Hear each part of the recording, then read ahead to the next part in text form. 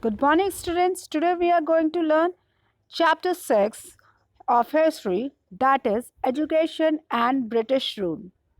In this chapter, we are going to learn the beginning of British education in India, Wood Dispatch, drawback of English education, contribution of Indian leader to the development of education, rediscovery of Indian past, and growth of national education. Let's start with the introduction. The English East India Company and its officers encountered the traditional system of education when they came to India in the 18th century. Initially, the company only concentrated on the consolidation of their political hold over Indian territory and did not interfere in the existing system of education. However, the British administration, along with many other social groups, felt the need for fundamentally different kind of education. These groups were the Christian missionary believed that modern education would undermine the faith of the Indians in their own religion and lead them to adopt Christianity. The indigenous social reformers such as Raja Ram Mohan Roy believed that modern education was necessary for the eradication of social evils like sati and opposition to widow remarriage from Indian society. The European commercial and mercantile class hoped to expand the market for British goods through a class of educated Indians. The British government also realized the need for the introduction of modern English education. If educated Indians were employed, it would reduce the administrative cost drastically and also ensure the royalty of Indian.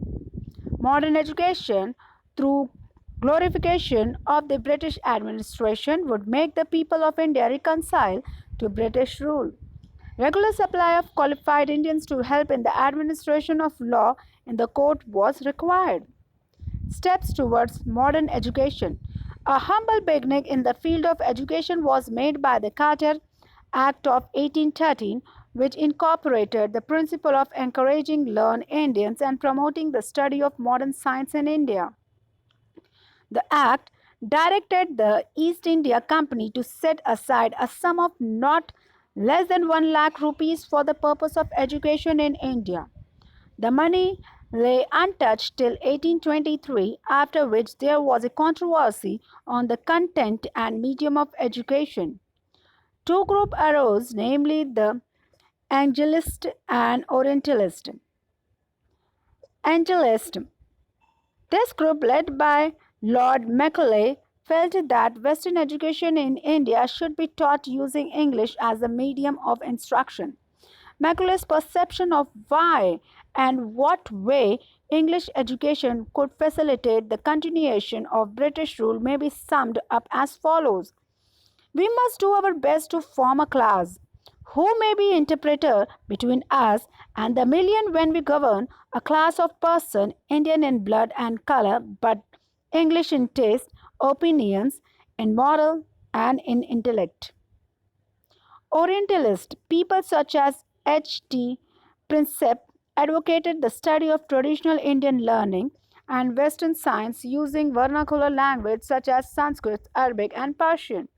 They were called Orientalists. The debate was evolved in favor of Angelist. Lord Macaulay, a staunch Angelist,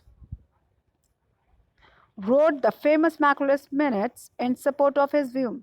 This became the basis of English Education Act in 1835 under Governor General William Benedict. This act formally introduced English education in India. A law was passed in 1844 which stated that the only those Indians who had knowledge of English education would be eligible for government job.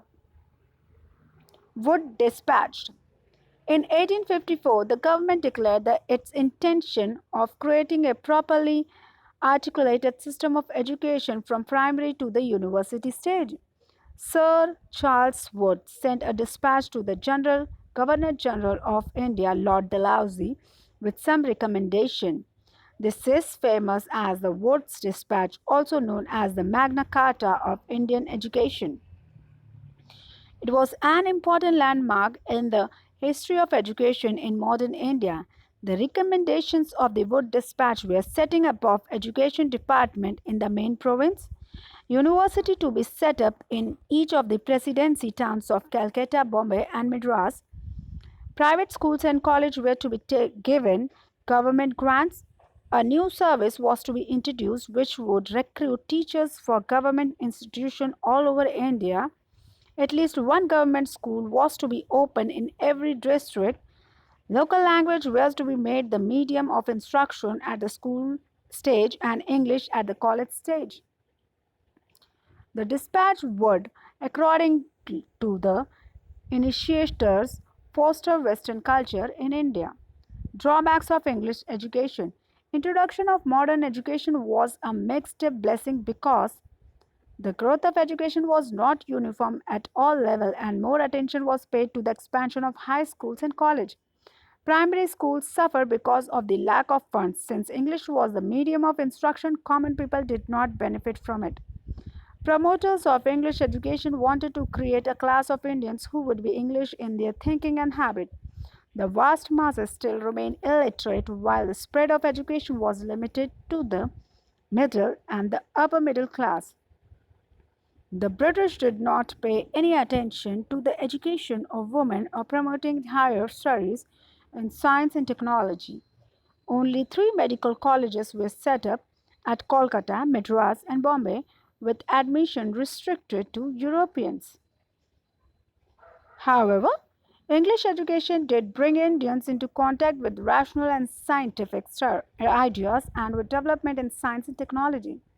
Indians become familiar with the writing of great philosophers such as Rousseau, Voltaire, and Thomas Paine, which inspired the Indian national movement. English emerged as the common language among educated Indians, which helped to spread new ideas among people living in different parts of India and created bonds of unity among them.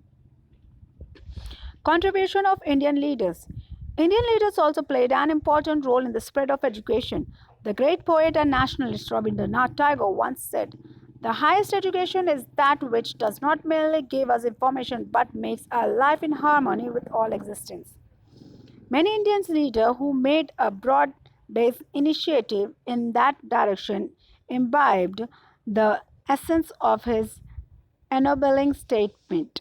During the early years of the 20th century, leaders of the freedom movement formed a National Council of Education as a revolt against the control of education by the British National School, and national colleges were set up by them.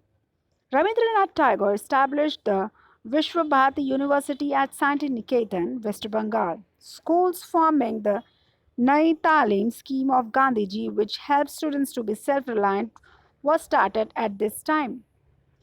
The Vijaypeeth at Binare, Ahmedabad and Jamia Mila Islamia are good examples of the new dimension given to education at this time.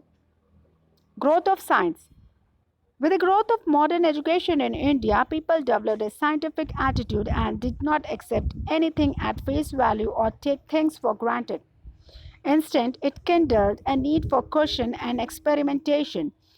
In ancient India, great progress was made in the field of science and medicines. Aryabhatta, Mahavir Mihara, Sushastra Chakaraka were famous scientists and physicians. However, over a period of time, science took a backseat while religion and theology gained more prominence. A revival of scientific study once again took place under the British. As people become familiar with the scientific achievement, they learn to look for logic and reason behind blind faith in scripture. Rediscovery of Indian past. Towards the end of the 18th century, European scholars showed a keen interest in India's past. William Jones started the Royal Asiatic Society of Bengal. He also translated Kalidas' play Abhidharma Shakuntalam. James Principe discovered the ancient Brahmi script which gave us clue about the Mauryan Empire. Alexander Cunningham made a commendable contribution to Indian archaeological study. Indian reformer of the 19th century carried ahead the task of rediscovery India's past. They revived the interest in ancient Indian literature which formed the base of Indian culture. The effort of reformer instilled a sense of pride and cultural unity in people. This resulted in culture awakening during the last quarter of the 19th century. Growth of national education. Swadeshi movement called upon Indians to boycott schools colleges administered by British. In November 1905, a conference was held in Bengal to create an education system managed by Indians. Thus, the National Council of Education was set up from the fund given by rich Indians. Soon, many national schools and colleges were set up both at primary and secondary level. In its Kolkata session in 1906, the Indian National Congress also encouraged the opening of indigenous educational institutions throughout the country, though the British paved the way for modern education in India for their own self-interest. It helped it spreading awareness and enlightenment and soon become the main reason for the emergence of the Indian national movement. That's all for today. Have a good day. Have a nice day.